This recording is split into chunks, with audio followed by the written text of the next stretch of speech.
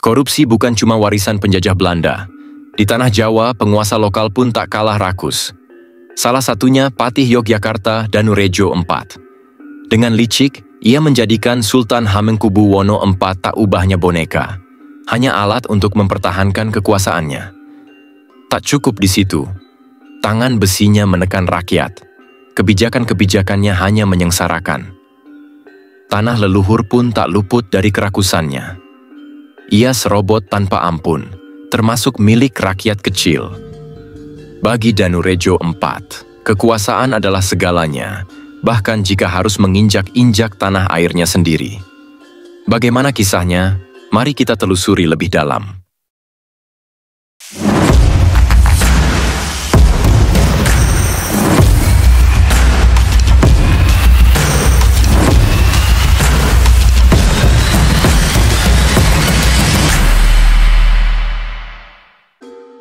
Tahun 1813 menjadi titik balik penuh ironi dalam sejarah Kesultanan Yogyakarta.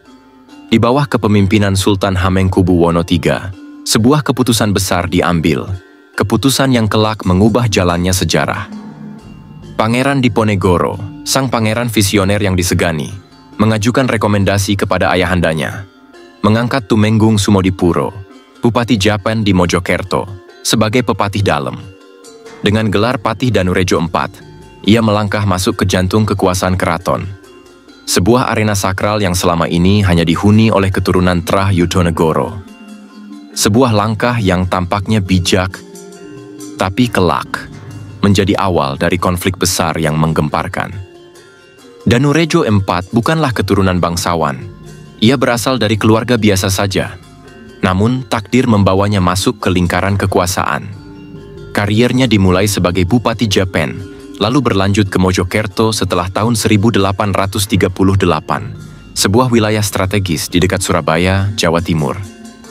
Namun segalanya berubah ketika Inggris mengambil alih Jawa. Jabatan yang ia genggam pun lenyap. Kehilangan kekuasaan, Danurejo IV tak tinggal diam. Ia memutuskan mengadu nasib ke Yogyakarta, berharap menemukan peruntungan baru di tanah para sultan. Dan disinilah lembaran baru sejarahnya dimulai.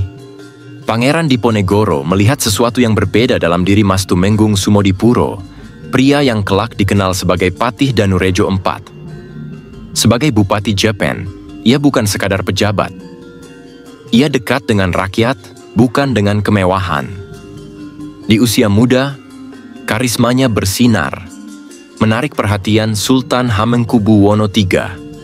Sesuatu yang jarang terjadi di antara para bangsawan yang sibuk dengan kekuasaan. Bagi Pangeran Diponegoro, ini adalah pertanda perubahan. Sebuah kepercayaan baru bahwa orang luar pun layak mengisi posisi penting di keraton. 2 Desember 1813, sejarah pun tercipta.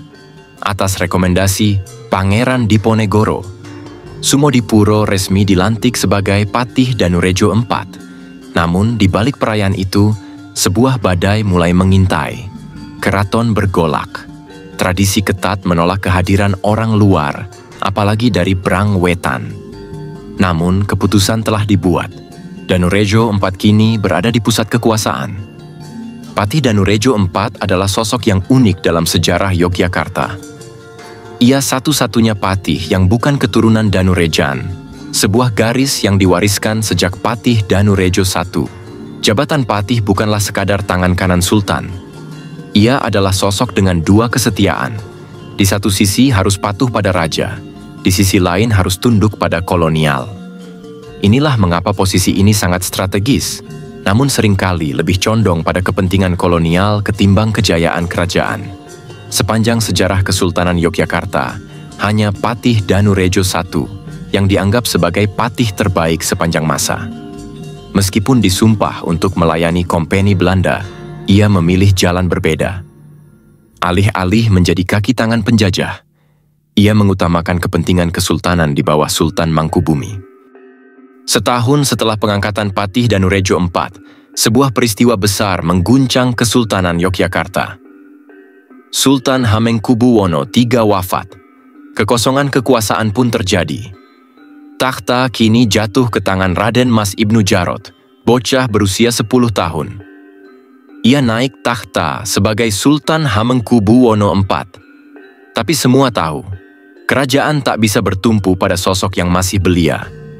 Dan disinilah belang Danurejo IV mulai terlihat. Sultan yang masih kanak-kanak hanyalah simbol. Penguasa sejati bukanlah dia, melainkan Patih Danurejo IV. Danurejo IV berkuasa di balik layar. Baginya, Sultan Hamengkubuwono IV tak lebih dari boneka, alat untuk melanggengkan kepentingannya. Kekuasaan kini ada di tangannya, dan ia berniat mengeruk keuntungan sebesar-besarnya. Sebuah era baru telah dimulai, era di mana seorang patih mengendalikan segalanya. Kekuasaan mengubah segalanya. Dan bagi Patih Danurejo IV, kekuasaan adalah candu yang membuatnya gelap mata. Harta, wanita, dan jabatan menjadi obsesinya. Nilai-nilai luhur yang dijunjung Pangeran Diponegoro ia campakkan begitu saja. Dalam Babat Diponegoro versi Manado, sang pangeran bahkan menyebutnya sebagai setan Kulambi Manungsa, setan yang berwujud manusia. Danurejo IV pun mulai menjalankan politik peras rakyat. Ia menempatkan saudara-saudaranya di posisi penting dalam keraton, memastikan segala sesuatu tetap berada dalam genggamannya. Lebih dari itu, ia menjadi pelayan setia Belanda. Apapun yang diinginkan kolonial, ia laksanakan. Asal ada persenannya. Tak peduli jika itu berarti merampas tanah rakyat, bahkan tanah leluhurnya sendiri. Dalam Babat Kedung Kebo, Danurejo IV dikenal sebagai pejabat yang merampok dari singgasananya. Candu dan zina menjadi pemandangan biasa di lingkungan elit keraton. Simbol-simbol kebesaran sultan diabaikan. Bahkan, ia mulai mengenakan atribut-atribut kebesaran yang seharusnya hanya boleh dipakai oleh raja. Kesombongan seorang penguasa yang lupa diri. Sultan Hamengkubuwono IV yang kini menginjak usia 18 tahun seharusnya sudah cukup dewasa untuk memerintah. Namun kenyataannya, kekuasaan tetap berada di tangan mertuanya, Patih Danurejo IV. Dari balik bayang-bayang takhta, Danurejo IV mengendalikan segalanya. Salah satu kebijakan paling kejamnya adalah menambah gerbang-gerbang pungutan, tolpoorten, yang disewakan kepada orang-orang Cina melalui sistem setoran. Gerbang-gerbang ini menjadi momok bagi rakyat. Mereka yang ingin berdagang atau sekadar melintas harus membayar mahal. Danurejo IV tak peduli. Baginya, semakin banyak gerbang, semakin besar keuntungan. Namun, kesombongannya tak berhenti di situ.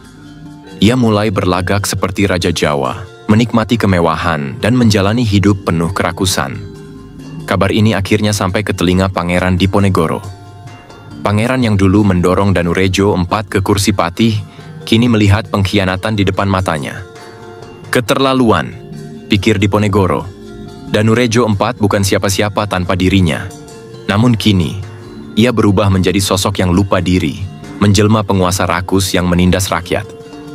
Kemarahan Pangeran Diponegoro terhadap Patih Danurejo IV telah mencapai puncaknya. Laporan demi laporan mengenai korupsi, penindasan, dan pengkhianatan terus berdatangan. Danurejo IV bukan hanya memperkaya diri, tapi juga menjual aset-aset keraton kepada kolonial. Puncaknya terjadi pada tahun 1822. Di Paseban, dalam sebuah pertemuan resmi yang dihadiri para pejabat dan sentana keraton, Pangeran Diponegoro akhirnya bertindak. Danurejo IV dipanggil.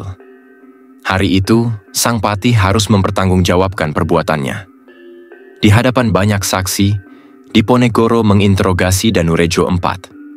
Namun, seperti biasa, patih licik ini mencoba mengelak. Dengan dalih-dalih yang dibuat-buat, ia berusaha menghindari hukuman. Namun kesabaran Diponegoro telah habis. Dalam momen yang kelak, tercatat sebagai salah satu insiden paling monumental dalam sejarah Jawa.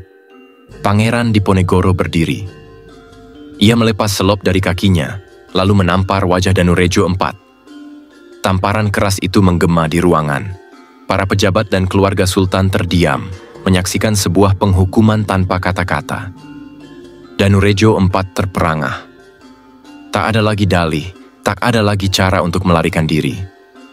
Ia hanya bisa bersimpuh, menyadari bahwa penghinaan itu adalah buah dari kerakusan dan pengkhianatannya sendiri. Namun, ini baru permulaan. Sebuah pesta besar digelar oleh Belanda. Malam itu, anggur dan arak mengalir deras, bercampur tawa dan gemerlap kemewahan. Namun, di tengah suasana itu, ada satu sosok yang tak tersentuh oleh hingar-bingar, Pangeran Diponegoro. Baginya, pesta ini hanyalah cerminan dekadensi, sesuatu yang bertentangan dengan nilai-nilai Islam yang ia junjung tinggi. Lalu, hadirlah Danurejo IV. Dengan senyum licik, ia mendekati Pangeran Diponegoro, menawarkan segelas wine. Sebuah penghinaan terselubung. Danurejo IV tahu betul prinsip sang pangeran, namun ia tetap melakukannya. Sebuah upaya halus untuk merendahkan Diponegoro di hadapan kolonial. Namun yang terjadi selanjutnya tak terduga. Diponegoro tak berkata apa-apa. Dengan tenang, ia mengambil gelas itu. Dan di hadapan semua orang, ia menyiramkan wine itu tepat ke wajah Danurejo IV. Ruangan pun terdiam. Wajah Danurejo IV memerah. Bukan hanya karena wine yang menetes, tapi juga karena amarah dan penghinaan. Malam itu, jurang antara keduanya semakin lebar. Danurejo IV bukan hanya merasa dipermalukan, ia menyimpan dendam, dan dendam itu akan mengubah segalanya. Sejak malam penghinaan itu, Patih Danurejo IV tak lagi memandang Pangeran Diponegoro sebagai sekadar lawan politik. Diponegoro kini adalah musuh yang harus dibinasakan. Dengan segala cara, Danurejo IV mulai mengganggu kuasa sang pangeran. Intrik demi intrik dijalankan, provokasi dilancarkan, dan segala upaya dilakukan untuk melemahkan pengaruh Diponegoro di keraton. Namun, Diponegoro bukan sosok yang mudah ditaklukkan. Ketegangan semakin memuncak, hingga akhirnya, silang sengketa ini mencapai titik didihnya. Pecahlah Perang Jawa, sebuah perang besar yang akan menggetarkan tanah Jawa. Sebuah perang yang akan menelan harta dan ribuan nyawa, baik dari pihak kolonial maupun pribumi. Dan semua itu berawal dari pengkhianatan seorang patih.